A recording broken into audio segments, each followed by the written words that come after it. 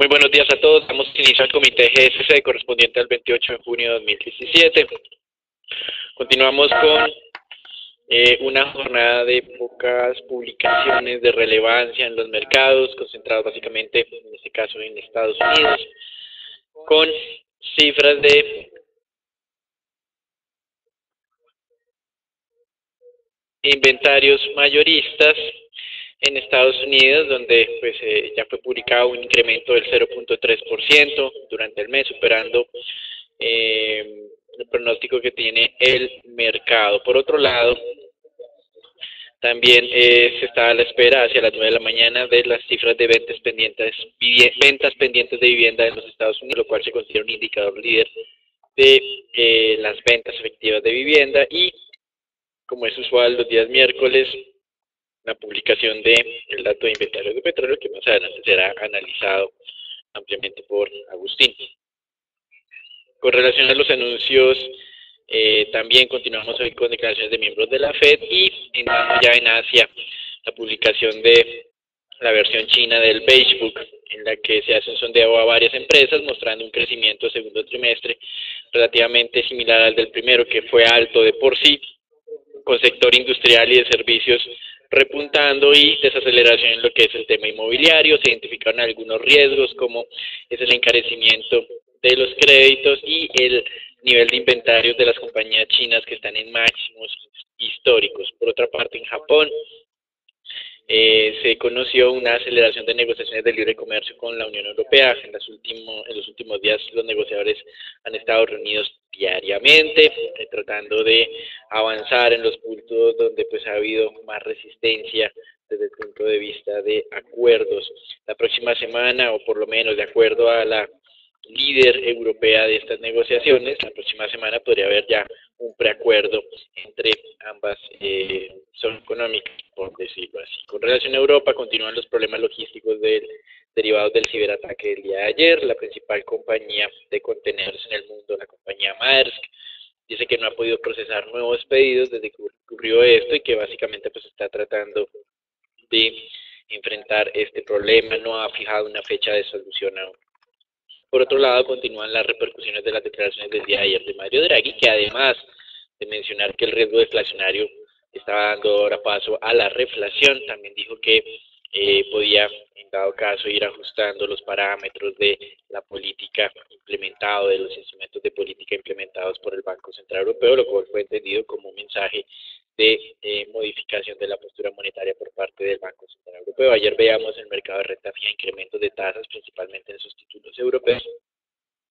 y la consecuencia, pues, o la causa más bien de ese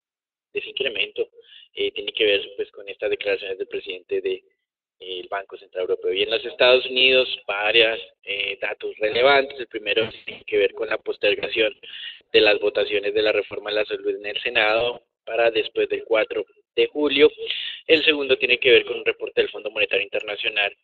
en el que redujo el pronóstico de crecimiento para Estados Unidos año 2017 y 2018 a niveles del 2.1%. Previamente, en el mes de abril, mencionó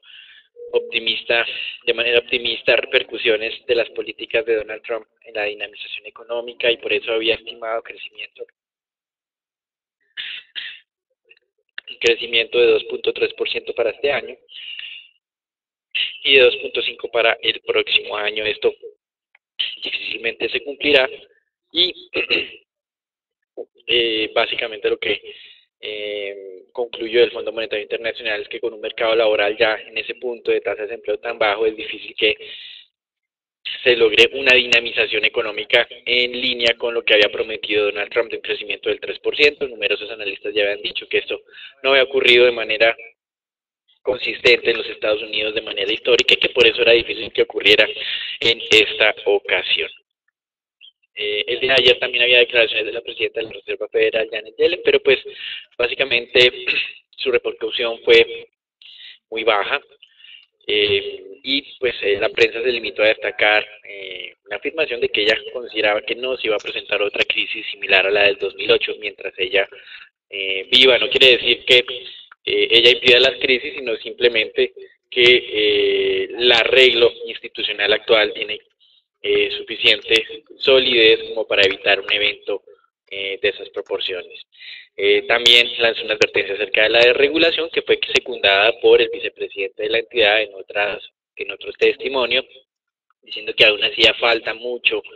estudio para entender las implicaciones de lo que es el crédito bancario informal y que, por otro lado, los desembolsos crediticios de vehículos y de educación estaban registrando un indicador de deterioro importante, que si bien es cierto no son relevantes dentro del tamaño total de la cartera, no había que olvidar que la deuda subprime en el año 2008 no representaba más del 13% de la deuda hipotecaria y que esto genera una grave crisis, así que tampoco se ve muy partidario de desregulación por su lado. El gobernador de Filadelfia de la Fed también habló, continúa apoyando los incrementos de tasa. Patrick Harker tiene voto durante este año, espera un incremento adicional en lo que resta del 2017 y también espera que el proceso de normalización del tamaño del portafolio gestionado por la Reserva Federal se gestione en lo que él ha denominado un piloto automático, es decir, que no sea una herramienta de política en el corto plazo, que el mercado sepa cuánto va a ir reduciéndose poco a poco y que la principal herramienta de política nuevamente sea la tasa de interés. Eso es todo por ahora, los dejamos con Agustín. Bien, y sumado a la multa que fue anunciada el día de ayer hacia Google, que generó una caída en el precio de la acción de más del 3%, también lo que mencionaba Daniel, lo que tiene que ver con el ataque cibernético, estaba generando pérdidas generalizadas o retrocesos generalizados en los mercados accionarios, sobre todo en las acciones tecnológicas, que estaban perdiendo hoy más de 1% dentro del índice Stock 600 el día de ayer. De hecho, el índice tecnológico Nasdaq estaba retrocediendo a mínimos visitados en el mes de mayo, y esta mañana pues estamos viendo algo de recuperación después de algunos datos que se dieron a conocer en Europa y algunos otros comentarios por parte de la Reserva Federal que están generando pues alguna recuperación leve. Los futuros del Standard & Poor's estaban avanzando cerca de 0.25% hasta ahora de la mañana. De todas maneras, lo más interesante es observar cómo las acciones europeas continúan y también las acciones en Estados Unidos continúan retrocediendo o moderando mejor los avances que se habían presentado desde el pasado mes de noviembre. También pues el aplazamiento que fue anunciado por parte de esa reforma sanitaria del Obamacare pues estaba generando algo de incertidumbre por parte de los inversionistas que han decidido tomar algo de utilidades y se suman a ese sell-off que hemos encontrado, que hemos observado desde mediados de la semana anterior. También el mercado estará bien atento durante esta jornada a la publicación por parte de la Reserva Federal, donde se anunciarán los resultados de la segunda parte de las pruebas de estrés test anual, donde se determinará si las entidades bancarias podrán aumentar los dividendos y recomprar y anunciar la recompra de acciones. Por esa razón, pues algunas compañías del sector financiero esta mañana en Europa estaban avanzando cerca de 0.40%. También en las noticias que mencionó Daniel anteriormente, la revisión del crecimiento o la expectativa de crecimiento de la economía americana del 2.3% al 2.1%, sí está en línea con algunos comentarios que hemos venido realizando y análisis que hemos venido realizando en cuanto al mejor desempeño de la zona euro y algunos otros países desarrollados frente a la evolución de la economía norteamericana. Por esa razón, pues continuamos con esa señal de cautela ante posiciones largas, sobre todo en las acciones en Estados Unidos, e ir disminuyendo posiciones, tomando utilidades de esas fuertes utilidades que hemos observado durante este año. La zona a monitorear, la ruptura y consolidación abajo de los 2.420 puntos. En lo que tiene que ver con el mercado mundial de divisas, continúa el debilitamiento observado en el dólar frente a las principales monedas. Esta mañana, de hecho, el dólar canadiense es la moneda con mejor desempeño a nivel mundial, avanzando cerca de 0.76%, después de que el gobernador del Banco Central de Canadá mencionara que los niveles de tasa de interés en Canadá son extraordinariamente bajos, algo que podría señalar que esta economía podría empezar a incrementar sus tasas de interés hacia adelante, y por esa razón estamos viendo un fortalecimiento en esta divisa. El resto de monedas emergentes se encuentra con un mercado o tendencia más bien mixta, comportamientos entre pérdidas y ganancias, ya que los operadores se encuentran a la expectativa de la publicación de inventarios de crudo en Estados Unidos más adelante. Y finalmente, pues en lo que tiene que ver con el WTI, continuamos en esa zona supremamente importante, los $44 el barril, el rango que hemos venido monitoreando y fue anunciado ya desde la ruptura de los $50 el barril el pasado 29 de mayo. Observen ustedes cómo esta mañana algunos operadores han aprovechado a tomar algo de posiciones largas después de que se dieran a conocer los datos previos publicados por el Instituto Americano de Petróleo, un crecimiento en 850,000 barriles. De todas maneras, recordemos que el dato, los analistas, esperan una reducción en los inventarios en cerca de 2.2 millones de barriles. La estimación o el dato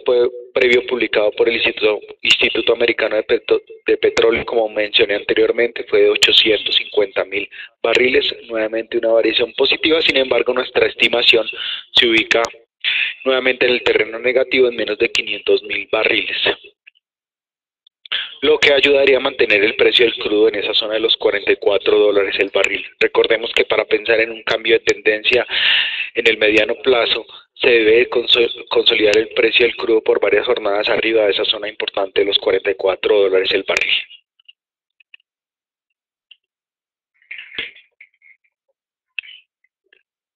Gracias, Agustín. Con relación al mercado de renta fija, estamos viendo algo de reversión de los incrementos de tasas ayer. Ayer, precisamente en este momento, veíamos aumentos de 5, 6, incluso 7 puntos básicos en tasas de referencia europeas. Hoy estamos viendo una reversión de la mitad de ese movimiento. Los rendimientos de los bonos del Tesoro de Estados Unidos subieron ayer a niveles del 2.20%.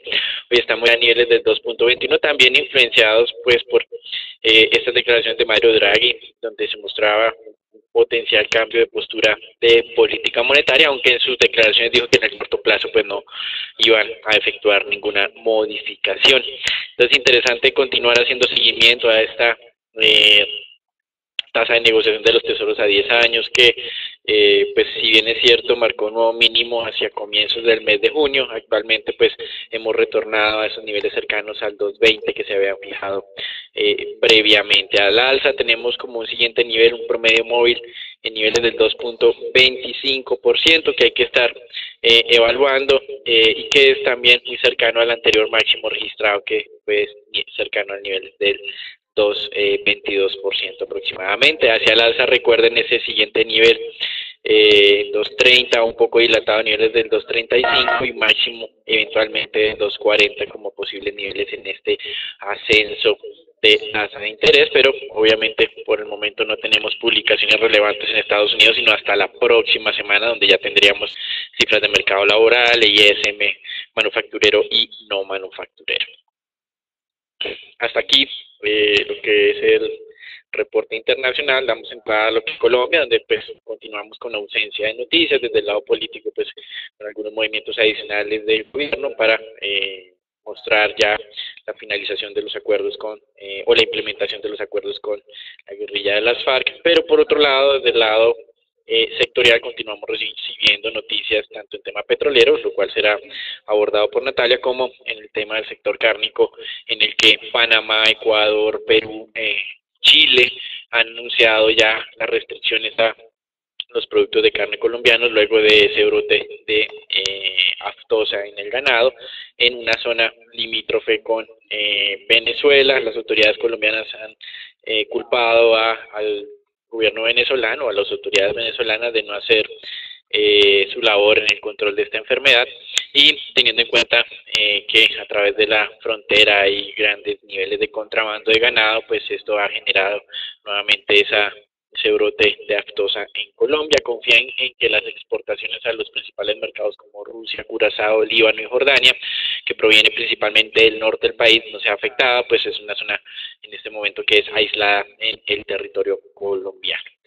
Eso es todo por ahora, lo dejamos con Natalia.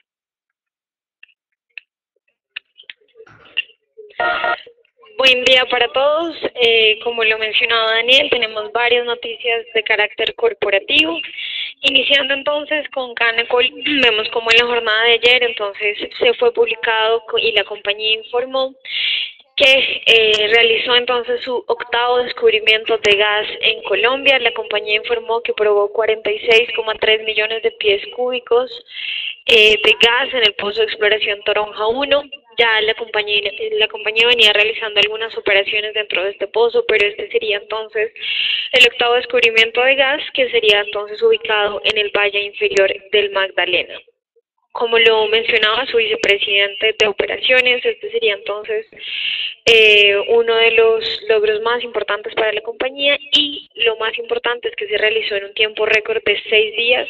lo que generó entonces un 41% de efectividad, por debajo entonces del tiempo presupuestado para el descubrimiento de este pozo. Con esto en mente, entonces Canacol se estaría acercando hacia la meta que estableció durante el año anterior de producir 230 millones de pies cúbicos de gas para diciembre del 2018. Pasando ahora con dos noticias bastante relevantes de Ecopetrol. En la jornada de ayer, Standard & Poor's publicó entonces la calificación crediticia de largo plazo en BBB para Ecopetrol y mantiene entonces la perspectiva negativa. Al mismo tiempo confirmó la calificación de BBB de la deuda senior no garantizada del emisor y fundamentó entonces esta calificación y perspectiva en dos factores importantes. El primero de ellos, la consideración entonces de que si llegase a presentar alguna dificultad financiera la empresa en un futuro próximo, probablemente el gobierno colombiano proveería entonces un apoyo oportuno y suficiente, por lo que consideran que el gobierno, digamos que la compañía tiene el respaldo del gobierno a ser una de las compañías más grandes de Colombia. Y el segundo factor se basa entonces en la producción y en la reducción que ha tenido la producción en el 2017, no solamente por el cierre temporal del oleoducto de Caño Limón Coveñas, sino el descenso natural que ha tenido las reservas, y que esto podría entonces presentar un desafío para mantener el ritmo de producción de Ecopetrol durante los próximos meses. La segunda noticia, que también fue publicada en la jornada de ayer, se dio entonces un cierre temporal de algunos pozos en Campos Rubiales. Como recordamos, este es uno de los campos más grandes en Colombia. Se suspendió entonces la producción de 81 pozos productores con una pérdida de 9.500 barriles por día. Esto se da entonces después de que algunos manifestantes se tomaran a la fuerza en las instalaciones, y más de 100 personas están bloqueando entonces las vías internas del campo, lo que no permite entonces los procesos normales de perforación, producción y mantenimiento dentro del campo. Y finalmente, el Grupo Aval realizará en la jornada de hoy una emisión de bonos ordinarios por 400.000 millones de pesos. La emisión se realizará entonces a través de una subasta holandesa, y los bonos serán ofrecidos en 2 series indexadas al IPC con vencimientos de 3 y 25 años. Pasando entonces con el análisis técnico del mercado local, el índice Colcap tuvo una ligera recuperación en la jornada de ayer, pero como vemos se mantiene con este movimiento a la baja, acercándose levemente, como ya lo hemos mencionado, a un nivel de congestión importante sobre los 1.420 puntos. En la jornada de ayer, la acción entonces con el mayor volumen de negociación fue Ecopetrol. Pasando con el análisis de preferencial Bancolombia, la misma tuvo una de las mejores valorizaciones de la jornada, con una variación de 2,81%. Vemos que esta es una recuperación de la reciente retroceso que ha mostrado la acción. Nuestro indicador marcó entonces un posible agotamiento desde la semana anterior y vemos cómo se ha mantenido entonces con este movimiento a la baja, a excepción de la jornada de ayer que tuvo entonces esta recuperación, pero deberíamos entonces monitorear este nuevo ataque al nivel Fibonacci que coincide con este nivel de los 32.800 pesos. Y finalmente, la acción de éxito tuvo una variación del 0,52%, cerrando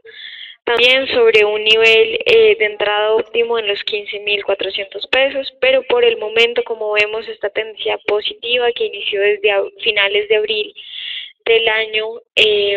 ha tenido entonces ciertas señales de posible agotamiento y se mantiene bastante estable dentro de este nivel de los 15.400, pero como vemos en el largo plazo se mantiene esta tendencia positiva, por lo cual recomendamos monitorear tanto el soporte sobre los 15.000 pesos y el precio objetivo que tenemos desde hace ya varios meses sobre los 16.000 pesos. El peso colombiano continuamos con esa tendencia bajista que fue alertada desde el pasado 23 de junio en el tipo de cambio 3025. Podemos observar que en la actualidad todavía nos encontramos transando o en la jornada y el tipo de cambio abre sobre esa zona de los 3025 pesos. Por tal razón, simplemente monitorear la zona de riesgo arriba de los 3040 pesos. Felipe. Buenos días a todos. En el mercado de TES vemos cómo se aproxima rápidamente la operación de los 24 al 6 figura, ya operando muy por debajo de la nube de Ichimoku y enfrentándonos al primer nivel técnico de Ichimoku, el 603, como lo pueden ver ahí en la gráfica. Es importante resaltar que igual ya muchos operadores de mercado están descontando una reducción de 50 puntos básicos en la reunión del viernes en el Banco República, por lo cual seguimos recomendando corto nosotros en la zona entre comprendida entre 603 y 595 con un stop en la ruptura del 590 y con objetivos 625, 645. Después de la reunión del Banco República vemos que se pueden presentar turbulencias en el mercado, más si el Banco República no rebaja 50 básicos, sino que se queda solo en 25 básicos, creemos que puede haber una venta importante en el mercado. De resto, desearles a todos un excelente día y muchas gracias.